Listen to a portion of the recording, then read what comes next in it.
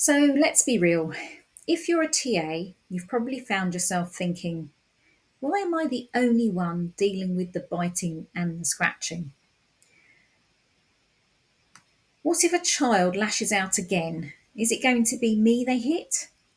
Why does it feel like behaviour is always my problem to solve, but I'm not given the power or the support? You want to help, but you also want to stay safe. You care about the children, but that doesn't mean you should put up with being hurt. Let's unpack what's really going on here. Hello, fabulous TAs. I'm Lauren Reasoner. I was a TA one-to-one and HLTA for 20 years. I even did 6 weeks of teacher training, but I absolutely hated it. And now I create videos that answer all your TA questions. So if you want to learn more about being a TA, grow in confidence, cope with interviews, and all manner of other TA related stuff, start right now by subscribing to my channel. This video is all about helping you understand why schools increasingly see behaviour as communication rather than something to punish, and how you as a teaching assistant can work within that approach without becoming a punching bag. We'll explore what behaviour is often a sign of, why punishment alone doesn't work, what you can do to keep yourself safe, and how you can help the school improve the bigger picture when it comes to behaviour. Behaviour is a message, not just a moment. So when a child throws a chair, shouts out, hits another student or you, it's tempting to think they're just being naughty. But often it's not just about defiance, it's about something else. Some possibilities include communication difficulties. If a child has speech, language, or processing delays, they might use behaviour to say what they can't express with words. Sensory overload. For children with sensory processing differences, including many with autism, a noisy or chaotic classroom can be overwhelming. Hitting or lashing out might be a way of coping. Unmet emotional needs. Children who've experienced trauma, neglect, or inconsistent care may not know how to trust adults, so they test boundaries in the only way they know how. Lack of structure or unclear expectations. Some children thrive on routine. If the structure isn't strong, they may feel anxious and their anxiety can look like aggression. So even those children where you know there isn't a special need of any kind, they've been brought up in a stable environment with no issues.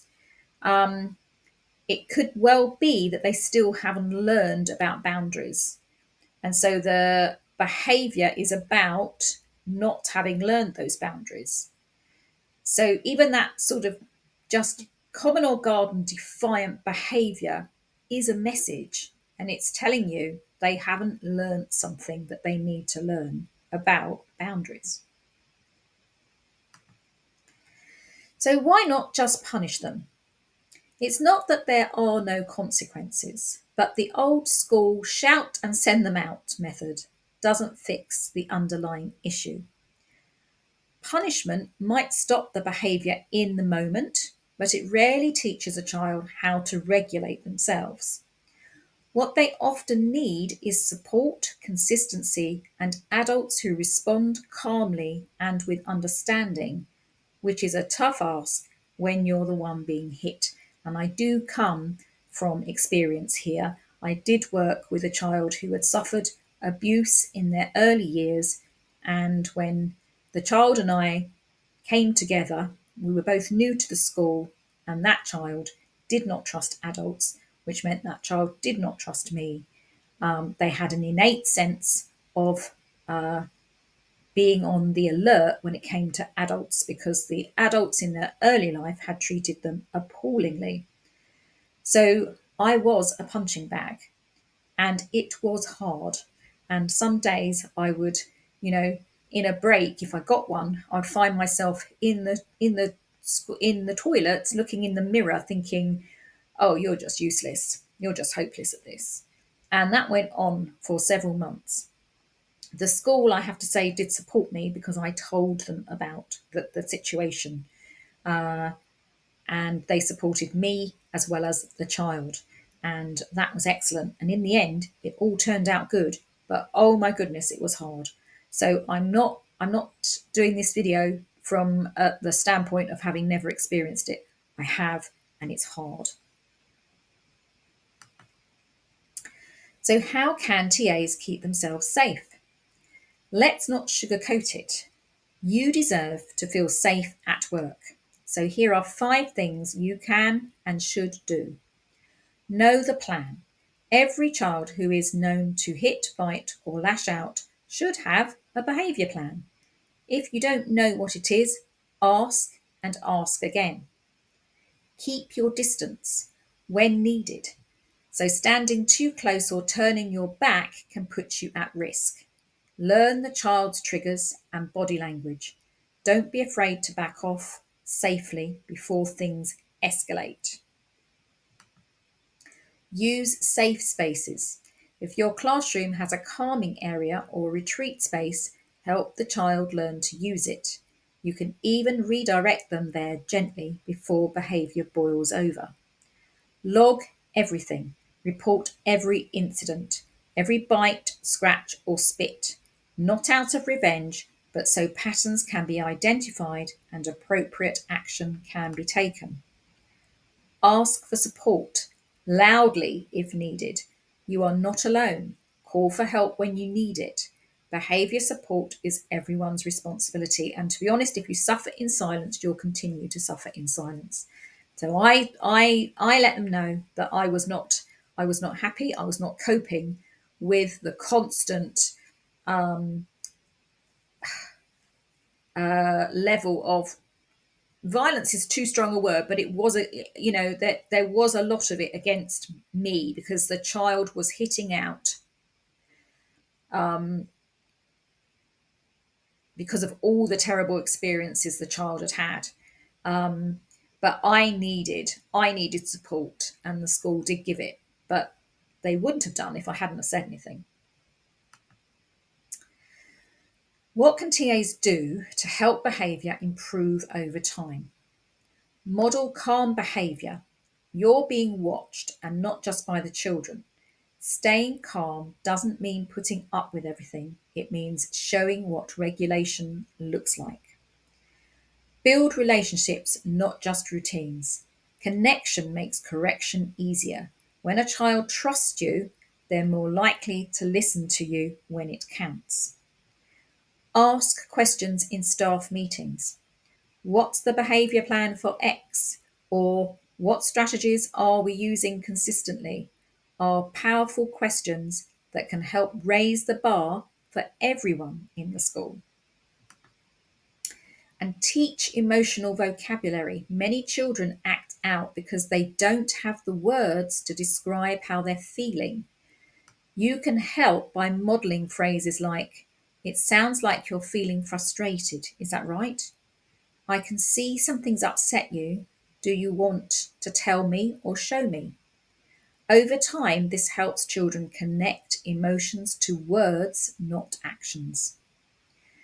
Notice and name positive behaviour.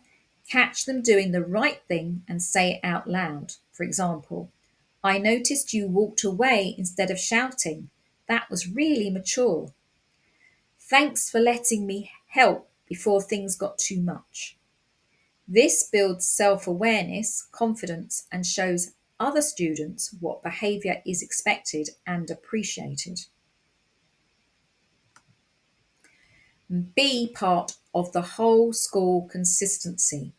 Children thrive when adults are on the same page. Work with teachers and other staff to use the same language around behaviour. So, for example, ready, respectful, safe. Reinforce the same boundaries and routines. Share what's working so others can do it too. Consistency makes behaviour expectations feel fair and predictable, and that's key to long-term change. Yes, if children don't can't if adults are not consistent, then that just confuses the issue for children. If one adult seems to be very relaxed regarding behaviour and another adult is almost over the top, that's almost impossible for young children in particular, primary age children, to decipher. So consistency is key. Some days it feels like you're on the front line with no armour. I know that's how it felt for me. You're doing your best and it's exhausting. And you didn't sign up to be a punch bag, and you're not too soft for wanting a calmer classroom. You care. That's your strength. Yeah, once I was told I needed to grow a thicker skin, and I actually thought, oh yes, I suppose I do. But now I know, no, my strength was in the fact that I cared and my skin wasn't thick. So caring shouldn't cost you your physical or emotional well-being. So please keep speaking up, keep asking questions, and know that you're not the only one trying to balance empathy with safety. Your role matters more than you know, and you, my friend, are definitely not alone. So if you haven't already, come and join my Facebook group, TA and Control Free Group, because there we give you the answers to all your TA questions, including those about behaviour. And also, it's a safe space for you to come and tell us all what's happening. I'll put a link to it in the description section below and in the comments. Thank you for watching, and stay safe.